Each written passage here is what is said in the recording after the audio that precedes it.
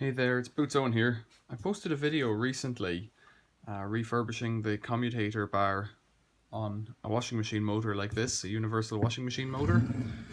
I've removed the brushes on this motor, but normally there'd be a couple of brushes going like this against this commutator bar in here. And that's something that it's come up maybe once or twice in all the time I've been repairing and destroying washing machines.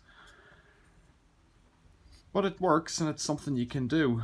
I've had a comment recently, however, and I got a few comments on that video about doing the bearings on these machines. So let's have a look at that. The motors themselves are quite simple.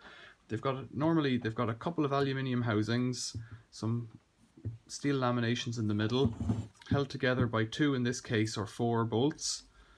They've got brushes on the end that are held on with a couple of screws normally, a taco on one end, shaft running down the center with a bearing at each end, and a pulley on this end here, on the driving end, and a connector to get the power in and the taco feed out. So to get them apart, you get a suitable driver. In this case it's a 7mm nut driver,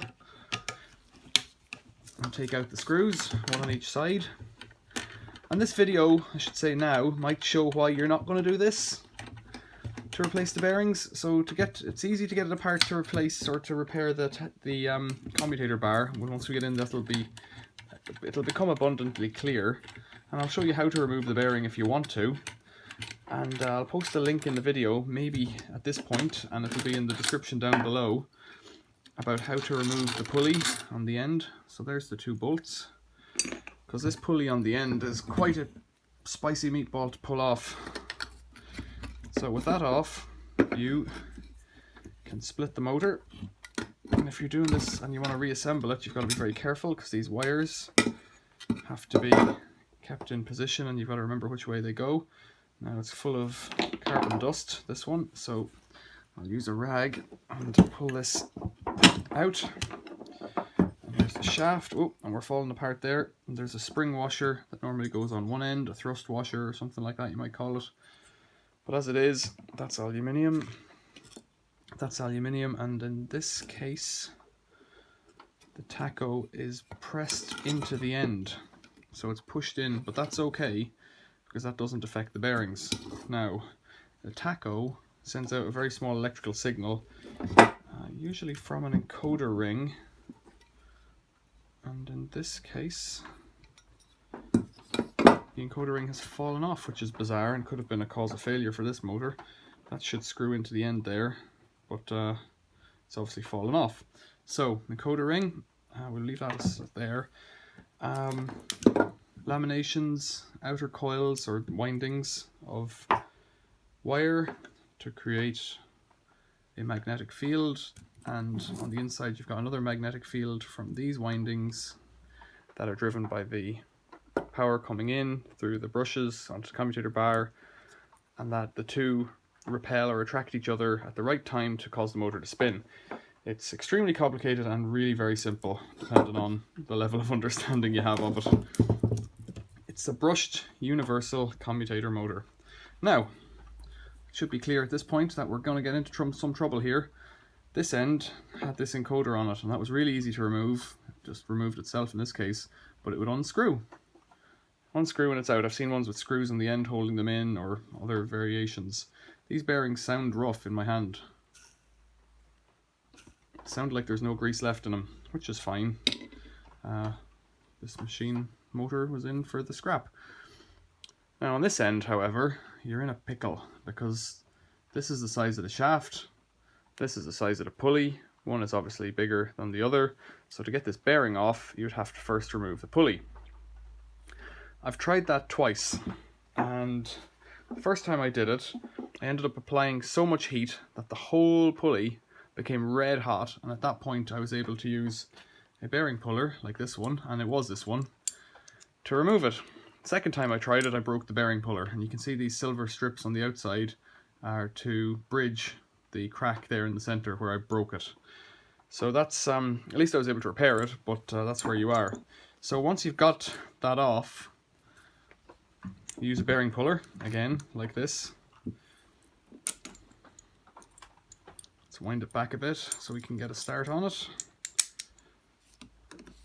There we go. Now there are more sophisticated ones and less sophisticated ones, but you get it to clamp so the claws are on each side. You need quite a small one to get in between the bearing and the commutator bar on this one. And then this one also has this unique or useful tapered thing here that the more you tighten it, the more it pushes these arms together, which not all of them have, and it can be, when you put them under a lot of strain, sometimes they'll just fly apart and fly off, and it's bloody scary. So the thing to do then maybe is to wrap it up in a cloth, but I think I'll be okay on this one. Well, I hope I'll be okay. So what I'll do is get that out of the way, get this here, get this in my hand so you can see it coming off, if it's going to come off. I haven't tried this one before. There we go, that snap was it. It's breaking on the seal. Put this down here to protect the bench. And you can see the bearings just sliding off there quite nicely.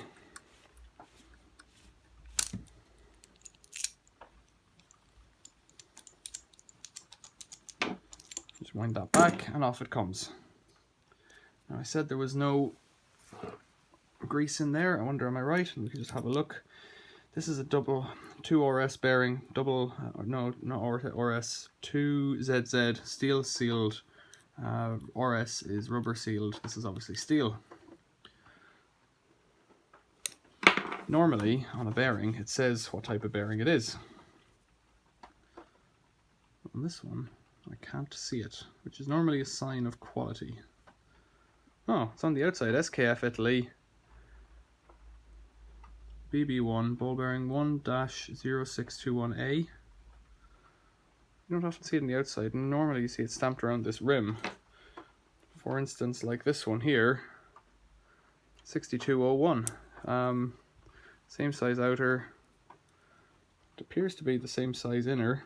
So that's 6201, and this is 0621. So slightly different coding there, but ultimately the same thing. Let's get in here and pop off this seal.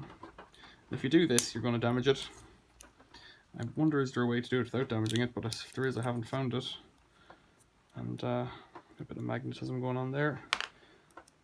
Inside, it's quite dry. There's a bit of play in the bearing, I can feel with my finger. I don't see any grease, but I don't see any like snots or dirt in there either.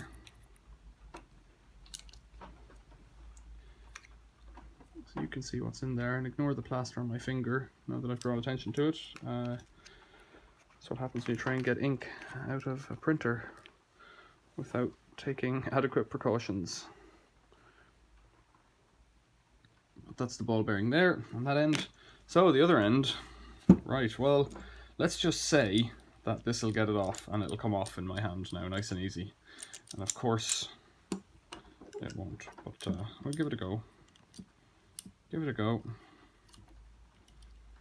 Get it on centered.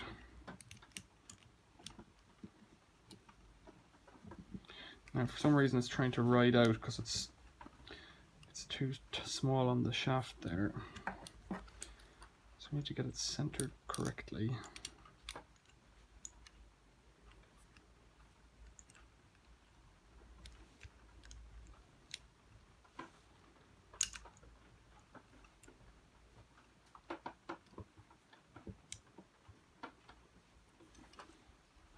Now, I know there's no chance of this coming off, and I'm going to wrap it up because I might put some it's going to keep popping off because it's too small really. The pullers is too big, and the shaft pulley is too small. You see the crack that I gave it there before. But that's where we wind up. So it would take a lot of pressure to get that off. What I've seen as well on some of them is that inside the shaft is actually splined or gently massaged into a rough shape, so it's not smooth like up here. It's got splines on it, so it is rough, and that means that then when you try and get it off, it really wants to grip on. In fact, maybe I have another one here. So I was tinkering around with this one yesterday, and that's where the other bearings came from, these ones. And yeah, so it's got a splined or grooved, it is splined, but it's just done by interference, I think, rather than by machining. So this means that the pulley gets a really tight grip. Stops the pulley spinning on the shaft if it ever came loose. It also means it's a real trouble to get it off. You can see the bluing there, purpling on the shaft from me heating it. So this is one I did a long time ago. But it serves to illustrate the point I'm trying to make. So by all means, if you want to replace the bearings, and this one feels a bit crunchy as well, go for it. What we failed to mention as well is you get this off, you've changed the temper in the steel by heating it and getting it off. Pushing it back on, that's another nightmare. Because you're going to need just as much force to push it back on, so you're going to need to set it up in some kind of a press and press it off. Equally, if you could do that, you might be able to press it off, instead of using a bearing puller, you might be able to press it off in a large pressure, like a workshop press machine, hydraulic press machine. If you can, good luck to you. But that's why I wouldn't bother ever trying to replace the bearings on one of these universal washing machine motors. Questions or comments, leave them below. Thanks for watching. See you later.